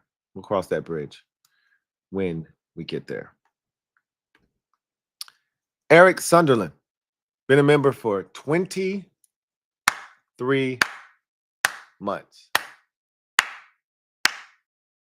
Who writes, you be happy with a punt with JD5 and our defense? This year's defense? I might be cool with it. Last year's defense? Hell no. Let JD5. I'm living with JD5 dead or alive. I'm living with JD5. This year's defense, I think they can get the stop, bro. I think they can get the stop. We'll see. I might be singing a different tune 3 weeks from now. Like, nah. Let JD5. I don't want to take the ball out of his hands ever. But here's the thing. Cliff, I'm going to tell you right now, Cliff ain't going to take his foot off the gas pedal. I don't care if we had a team down by 30, Cliff going to still let JD throw that bitch. They basically, you want to know how Lamar had 19 attempts? Because they took the air out of the football. That's the difference. They took the air out of the football. So, no, I would not be happy with a punt unless I trusted the defense. I think most Ravens fans trust the defense. I know tonight was not a great example of that, but most weeks their defense gets it done. So the way the defense played today or yesterday, yeah, I would have trusted the defense. I mean, hell, think about if there was. I know it's not the same. It's not apples to apples, so take it with a grain of salt. But we had a similar situation in the game. We were right around midfield. We were a little bit closer. Like the Ravens was deeper in their own territory. We were closer to midfield. And we elected to punt the football. In a 14-6 game, we punted the football. Again, I get it. That's not a you get one first down and game's over type of situation. I get it. But I trusted the defense then. I trust them at the end of the game. I just needed to see them pass the test. They passed the test. I think the defense is going to be fine. I think it's going to be fine. If I trust my defense, then I don't have a problem punting the ball. If I don't trust my defense, no, let my quarterback rock. Let him rock, and I'll live and die with whatever happens with that. But I think the Ravens trust their defense. They didn't get it done, but I think they trust their defense. Mr. Inches, a.k.a. Fat American, thank you for the super chat. Greatly appreciate you, who writes, Lou, what movie am I watching? I'll give you a hint. Man, I got these cheeseburgers. Man. Certified Hood Classic. You got me on that one, bro. I don't know. I don't know what you're watching. The only movie I can think of where somebody was over here trying to push cheeseburgers was The Longest Yard. With Cheeseburger, I think it was Cheeseburger Eddie, I think his name was, in prison. That's not a hood classic. That's not a certified hood classic. The Longest Yard. It's not a certified hood classic. So I don't know what the hell you're watching. Good luck with that one. I have no idea what you're watching. But my guess is The Longest Yard. Like I said, that's the only movie that I could think of where anybody was trying to sling cheeseburgers. But that's not a hood classic. It's not a hood classic, but that's my guess. Final answer. If I'm wrong, I'm wrong. Brian N. Thank you for the super chat. Greatly appreciate you. Thank you for being a member of the MOBB, who writes, hey, Lou, how about your boy Chris Moore? I had to give a 0-0 up on the postgame show. I had to give a 0-0 up to Chris Moore, man. This man went out and had the biggest catch of the day. Chris Moore did. Snuck in the game after being activated, and we were all bitching and complaining about him being activated, and he had the biggest catch of the day. I had to apologize to him. Harbaugh's coaching at the end felt very Rivera-like. Let Lamar cook. He's the two-time. I guess I'm wrong here, and you guys are right. I think you guys might be right. I think I talked myself into, and you guys talked me into, he should have just gone for it with Lamar on 4th and 3. But that's revisionist history. If they would have gotten a stop, would you be bringing this up? Would y'all have still said they should have let Lamar go for it on 4th down? You probably wouldn't have had an issue with it if they got the stop. They didn't, so it's easy now in hindsight to be like, they should have gone for it with Lamar. But you guys are probably right. He probably, with the way the defense had been playing, they were clearly reeling at that point. when the score is 40-38. It's not like it's 24-20. It was 40-38. They clearly hadn't stopped Josh Allen, and they were reeling at that point. Probably should have just let Lamar cook at that point. Whether he burnt the shit or he actually had a delicious meal is, irrelevant at this point. You just live and die with your 2-time MVP. You guys are right. You guys are right. You're right. You're right. Mr. Inches, been a member for 8 months, who writes, man, it's not the longest yard. Come on, bro. I couldn't tell you, man. You got me. You got me.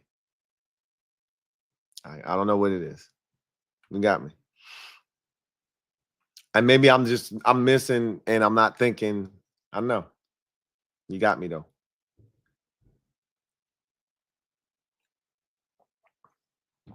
You said a hood classic, so it's certain movies that qualify for that. That's why I said Longest Yard don't qualify for a hood classic. I'm trying to think. You're a 2005 guy, so I got to put my mind in that frame of mind, like somewhere in that neighborhood, maybe a little bit further back. There haven't been a ton of hood classics established in the last decade. You got to go back a little bit of ways for true hood classics. I can't think of any cheeseburger lines in any movie. I haven't watched the movie that you're talking about. I probably haven't watched that in decades, not years, decades, right? Rewatch value is important. If I've seen it once and it's a good movie, but I might not need to watch it again. If it's a great, first of all, you got to understand who I am. I'm a guy that likes to laugh. So I don't need to watch a movie that is serious. Like I seen in the comment section, somebody say Menace to Society. I've seen it many times, but I don't need to watch Menace to Society again. I'm not laughing watching. There are some parts of that movie where it's probably not funny, but that shit is funny to me because I'm goofy as hell. Like the way that your boy run across the yard when he was running to the car, they was about to go get your boy after he snuffed him out in his, grandparents' yard when he rolled up on him. Hey, homie, I don't like how you did my cousin. And then he beat the shit out of him. And they rolled up to his crib to pick him up, and he creeped across the front yard like he was tiptoeing and shit. I'd be weak off that part. That shit ain't funny. But I laugh at dumb shit. So, but I'm not watching a movie for that. You know what I'm saying? I watch movies that are actually funny, that are made to be funny. That has rewatch value for me. I'm not watching Menace to Society in my spare time. You know what I mean? So I don't know what movie it is. I don't know what movie it is. So you got me. He says, oh, okay. So, full disclosure.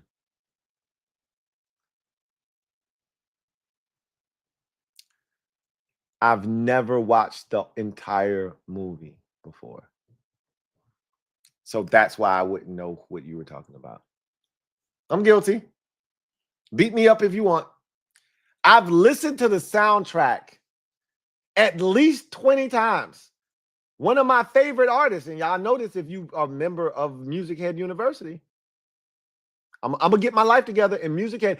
I keep playing that intro because I'm not letting MusicHead go. I love it too much. I'm going to get my life together, and MusicHead is going to be a thing. I'm not going to let it die. I promise this is not the card collecting shit. MusicHead is not going nowhere. For you music heads, I love music. I'm not letting the shit go. But if you are a MusicHead University fan, then I love Mona Lisa.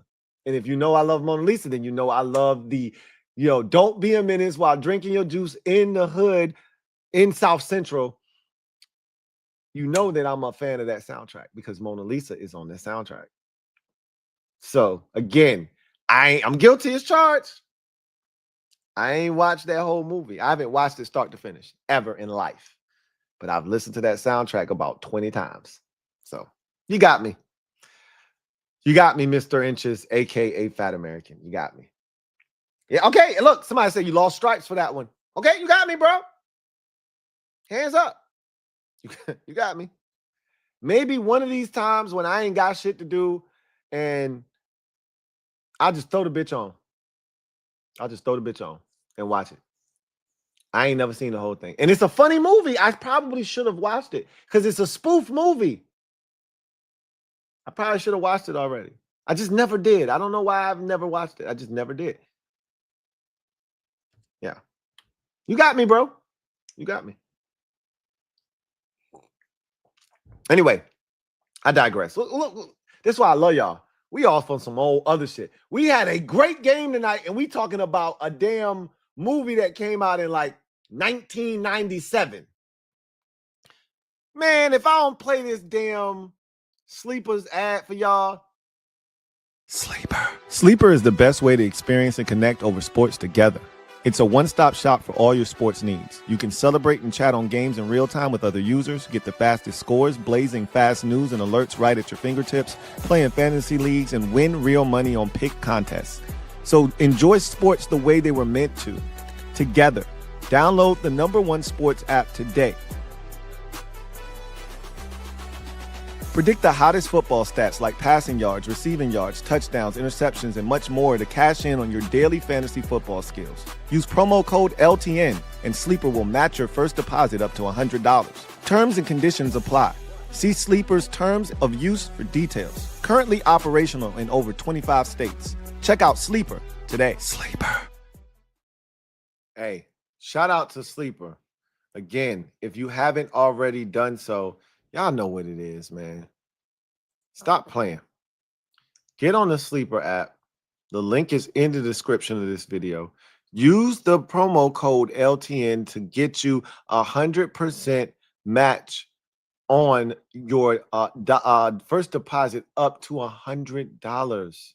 Y'all see what I'm doing work over here. Ullman like work. It ain't that big money, right? Like, shout out to Rico. Rico put in some work. Got him a big ass win tonight. So happy for my guy. I'm on some bitch shit over here. I ain't gonna front. But it's winning shit though. And I'm gonna stay hot and I'm gonna stay slow money beats no money any day, bro. I'm gonna keep working with my slow money over here, working my way up the food chain slowly but surely. And I'm gonna keep hitting them over the head. 150, 200 here, 90 here. I'm gonna keep bop, bop, bop, hitting them over the head. And you can too. Download the app. Wait, hold on. Download the app. Use the promo code LouieT. Or excuse me, LTN. Use the promo code LTN to get you that deposit match up to 100%. $100? They'll give you $100. What are we doing here? Let's do it. Let's get it. Anyway, I digress. Y'all get out of here. That was the last super chat. Enjoy the rest of your evening. What a game. What a game. What a game. I love the NFL.